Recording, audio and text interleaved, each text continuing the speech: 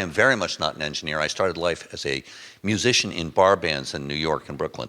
And so I am living proof that any knucklehead can become a CEO. I'm CEO of OneWeb. And I mean that quite literally. How I got to OneWeb, you have to look back. I was in venture capital, and one of my buddies was in the wrong place on 9/11. I was assigned to fix a satellite company that did mapping, and I thought, geez, we can make the world safer, and we can give environmental information to commodity producers.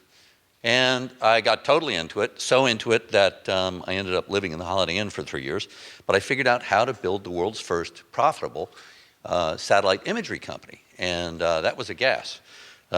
We did make the world safer, I think, and did a lot of work on the environment. We got worried about the budgets, so we sold that. And I went back to playing in crummy bars on Long Island and was having a great time.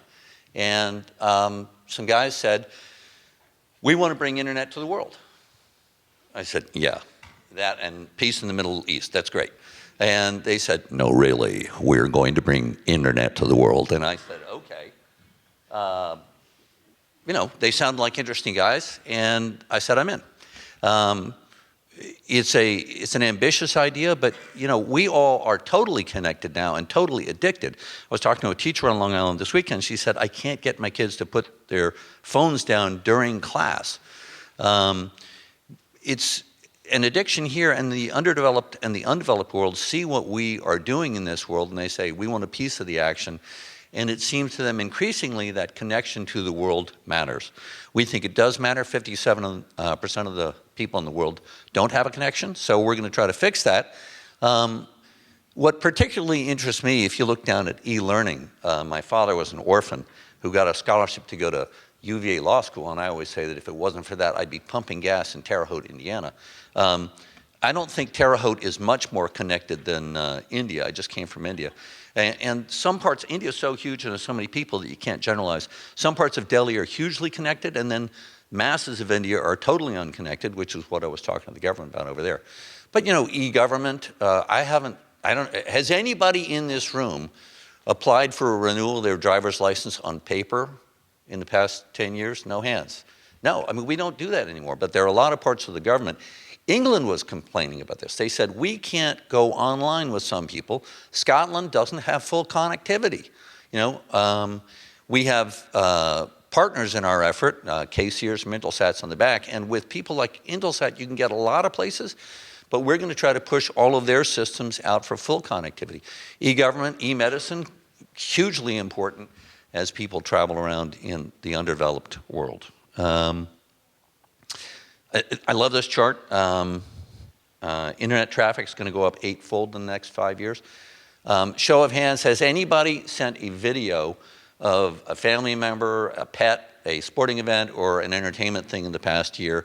You know, I'm surprised more hands did. I just showed this in Singapore, and I would say every hand went up. They think that video is the #1 driver for that, but look at that, 800%. That's an increase of 7 trillion YouTube videos in the next 5 years. It's growing in the underdeveloped world. I heard this, not in Singapore because they're certainly developed, but as we were talking to people from Malaysia, Indonesia, and everything like that, they were talking about their kids. Their kids know that American kids have phones, laptops, e-readers. Over Christmas, my kids were home, and they're both older and live in San Francisco. They're totally digital. My daughter was texting with friends, trying to figure out where to go out, and she was shopping on her tablet. My son was texting with friends, playing a game with a distant friend on his tablet, and listening to music on his laptop. I used to say, God, you guys are going to drive me to the poorhouse, and now I said, no, you guys are going to make us rich. You know, people in the third world, I heard a lot. My wife has been an educator for years, and we spend a lot of time with educators. She works with educators in America who don't have enough connectivity. She's been the chief historian of the History Channel for years, and getting thick files out to people in Vermont and places like that is not all that easy. I guess if Bernie Sanders wins, it will be. But we think that the world needs a system that brings connectivity to everybody. And we're going to use LEOs, but we've partnered with Intelsat. They've got a great new release today. And you put together all the satellites in the world, and we actually people, you know, some guys here are going to take shots at us because they don't like the competition. Our attitude is the world is so big, there is such a need for connectivity.